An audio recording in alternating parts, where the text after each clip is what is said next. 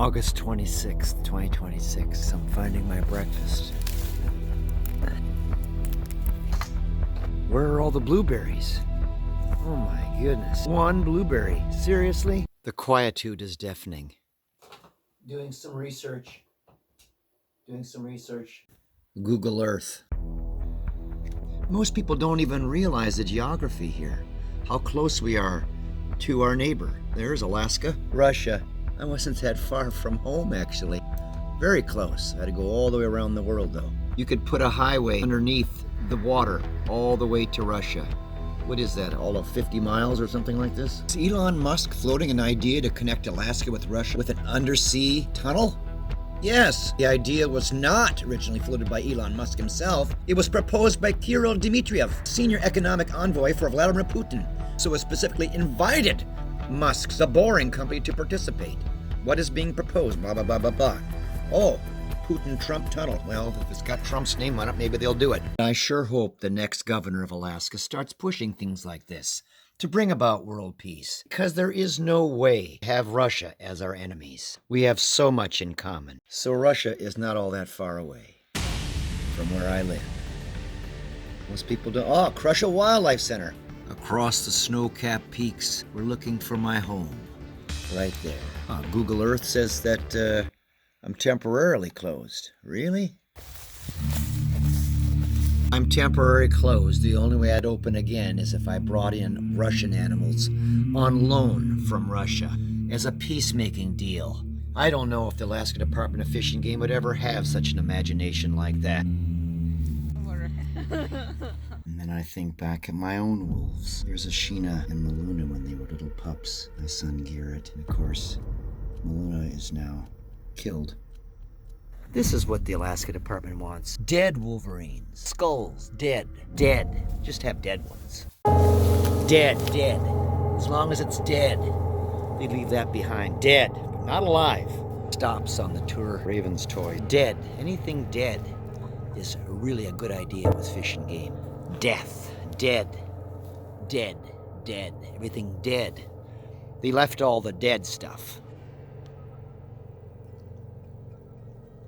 The public always enjoyed this lavatories I had because I had a lot of interesting things in them. When needed, tactfulness is the art of telling people to go to hell in such a way that they ask for directions. And of course there's Garrett's cartoons when he was a little boy. Darn mosquitoes, what's next? Porcupine petting zoo. Oh no, Bob's having another heart attack.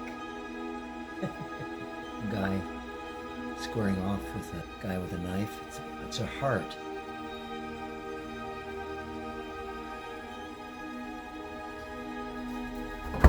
Remember the conclusions of the tours. Do you want to see hope? They would go here to this spot. Hope! Your hope! Что-то пойдет не так. Случится что-то плохое. Дети против штата Аляска. Ездил в другой городок под названием Скагвей. Это такая остановка для круизных лайнеров. Я работал там с северными оленями. А когда вернулся, дома стояла куча полицейских машин и целая шеренга патрульных. Я только развел руками, как кроткий Иисус, и говорю: «Здравствуйте, чем же я могу вам помочь?» А они отвечают: «Мистер...» The way the Russian media reports this story of the wildlife park in Haines, Alaska, is like night and day compared to the Americans. Details tonight. After fleeing to Russia, Steve Kroschel is back in Alaska, arrested and facing animal cruelty charges. I did not flee to Russia in that sense that you're thinking. I took a trip to Russia to help a counterpart and build his park. I tried to come back many times. I'm here right now. After authorities seized dozens of animals from his property. Yes, but what about the almost 24 animals they left behind for 13 months? She didn't mention that, did she? Apparently those animals aren't very important. Am I right? The complaints concern 29 animal deaths over 5 years. That particular statement is also a lie, and it also exposes the surreptitious nature of Trooper Colin Nemec and the rest of the Alaska Department of Fish and Game. Sure, some animals died, but they die at every facility. In most other facilities, many more than mine. But most of them lived 2 to 3 times longer than normal to begin with, since I imported many of them from Minnesota in the early 2000s. 2003, 2004. And then there is a wolf, Isis, that was euthanized by Dr. Michelle Oakley. A snowy owl that I imported from New York State that died of cancer because it was old. Every single animal and bird has a story, including the grizzly bear that came in 2021 and killed 2 of my moose. By the time that figure is analyzed in court, the Alaska Department of Fish and Game will have egg on their face. Rebecca Polsha has this story. All of his animals, the moose, porcupine, and brown bear, were starved in unsanitary conditions. Did you hear that? All of his animals were starved in unsanitary conditions.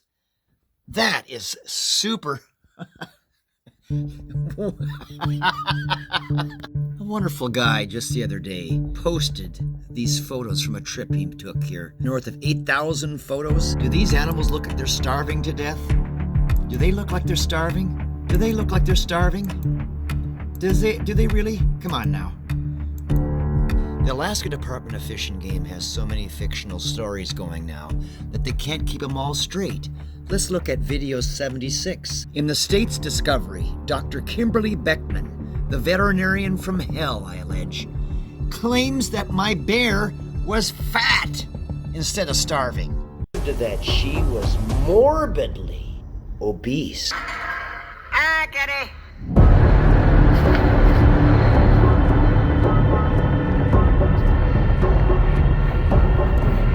April 6, 2025. Beckman also said that Kitty was blind. I believe she is at least partially, if not completely, blind. Gets worse. This could be the result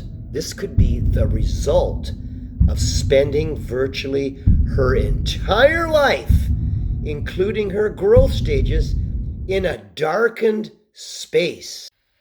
From April till October, the end of October when she hibernates, Kitty rollicks in her acreages. This was shot on June 22nd, a mere 72 hours before they raided the park. So now Dr. Kimberly Beckman has a problem. The video I posted in June of Kitty being mauled, you put blind Kitty then in with a 10-foot grizzly. June 15th, 2026. I can't.